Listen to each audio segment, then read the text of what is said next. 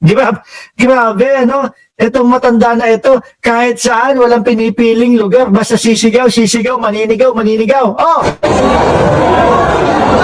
Sa loob ng mall. Di ba ilang beses na din kung ganito to? Si Rowena Guanzon. At kung saan-saan, no, mga kababayan, laging ganito yung ugali. Sabi nga nung ibang mga kakamping, nung kakamping yan, o yung nakikisama-sama sa aming mga kakamping yan, hindi naman ganyan. No? Kahit papaano ay tahimik. Ngayon, ang naging DDS na daw, mga boss G Pamuser, ay ganito na ang attitude ni Rowena, o kung tawagin nila, Mami Weng.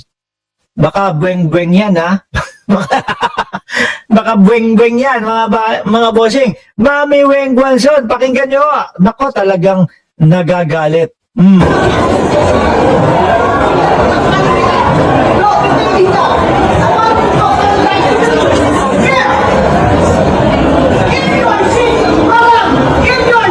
Sandali lang, ha. Meron akong para malinaw dun sa lahat kung ano yung isang side.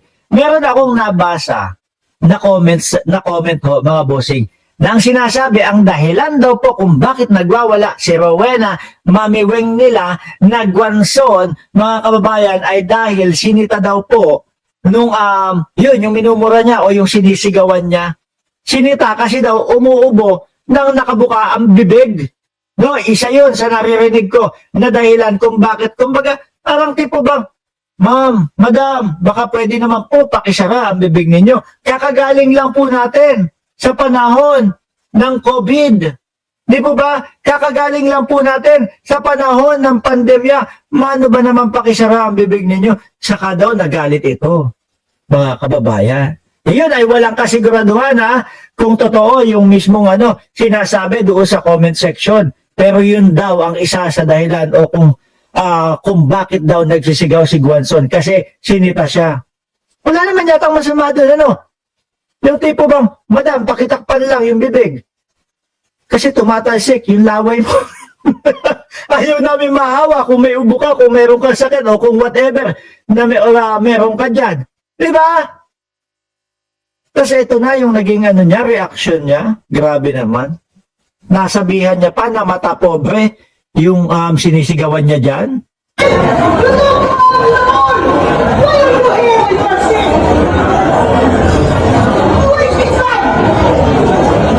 Yan, sabi ni Ralston Zaragoza, wala siyang mas, sinita siya, nagalit tuloy.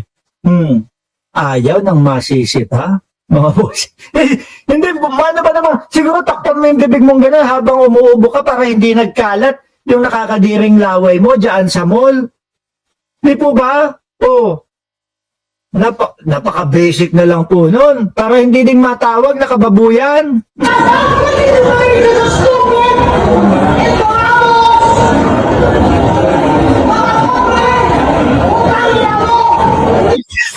Grabe, ang lutong. Ay, hindi. Magtataka pa ba tayo? Magugulat pa ba tayo? Tatak ng mga DDS yan, di ba? Yung mga malulutong magmura.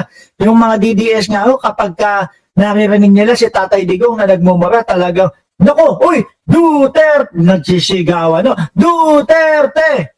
Duterte! Yan po ang nakakapagpa-hype sa kanila at yan po ang nakakapagpabuhay ng dugo ng mga DDS, mga bossing. Yung ganyang mga malupitan na mga pagmumura po. O Guanzon, ayan, di ba? Grabe. Walang hiya, no? Ay, sandali, daw? Grabe naman yun. Kung totoo man, mga bossing, na ang dahilan kung bakit siya nagagalit ay kasi sinita siya nung lalaki o kung sino man yung sinisigawan niya dyan, sabi ni Ma'am Neng Gigi, bakit daw nagagalit si Atty. Guanzon? Sabi doon sa comment section na kumakalat, dahil daw po ubo ng ubo at sinita, nakabuka ang buka nga. No?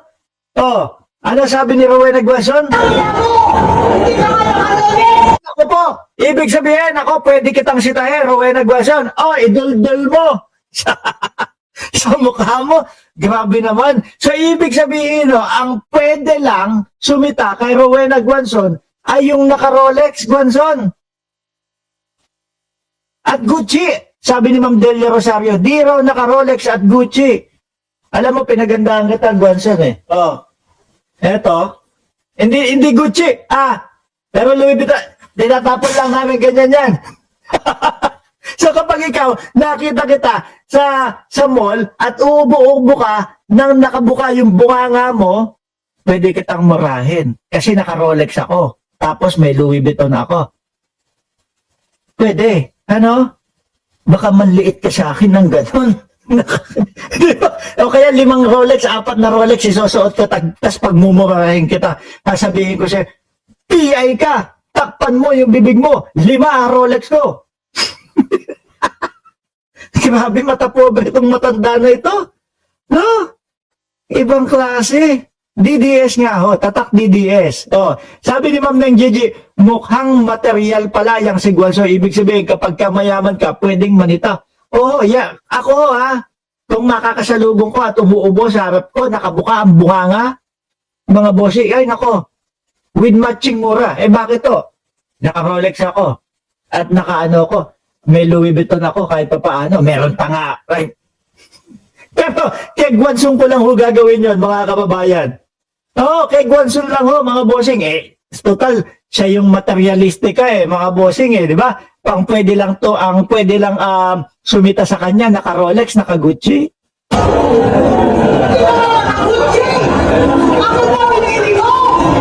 Tapos pinili daw siya. Kung ubo ka ng ubo dyan sa mall, tapos talsik mo, lumalaway.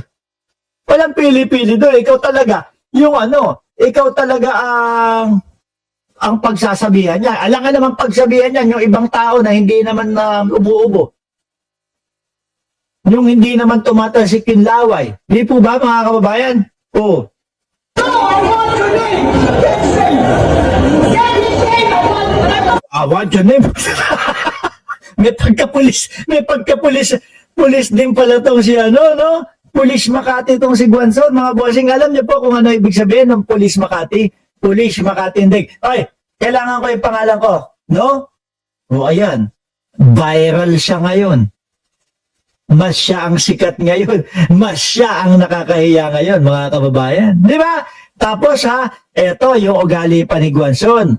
Siya yung laging nagsasabi, mga boss si Pamoser, sa ating presidente, no? Na bangag daw ang ating presidente. Naku, si Guanzon, paulit-ulit po yan Paulit-ulit, simula pa lang po nung eleksyon, nung panahon ng 2022, mga bossing, aakyat yan doon sa entablado, papanik yan doon sa entablado, tapos uunahan po yung mga senador, no, ng kakampi.